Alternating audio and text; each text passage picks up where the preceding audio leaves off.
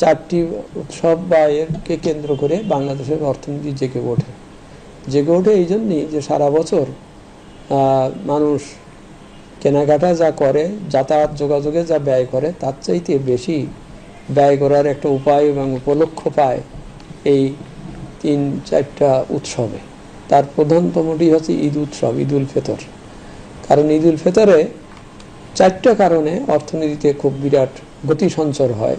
ঈদ উপলক্ষে কর্মচারীদের মাসের বেতন অগ্রিম দেওয়া হয়, এটা একটা টাকা। অর্থাৎ একটা মাসে তোমার 2 মাসের বেতন বাজারে ঢুকছে। কম্পালসারিলি সকলকে বোনাস দেওয়া হয়।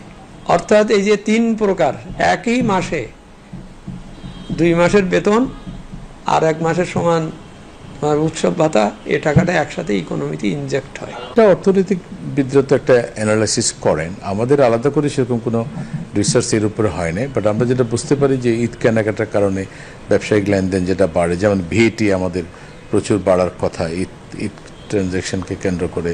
একইভাবে ওনাদের ইনকাম ট্যাক্স লাইবিলিটি, ইনকাম ট্যাক্সের পরিমাণও বাড়বে, সেটা আমরা ডেফিনেটলি মনে করি। ওনারা ভ্যাট দিচ্ছেন ঠিকই, কিন্তু ভ্যাটের রসিদটা যেন ওনারা কালেক্ট করেন দোকানদের থেকে নিয়ে। কারণ আপনি যদি ভ্যাটের রসিদ কালেক্ট না করেন তাহলে এই ভ্যাটটা সরকারি এক্সচেকারে আসবে না। এটা আপনি ভ্যাট দিচ্ছেন অথচ আপনার ভ্যাট সরকারি কোষাগারে জমা হচ্ছে না, এটা নিশ্চিত করার জন্য আপনারা একটু উদ্যোগ নেন।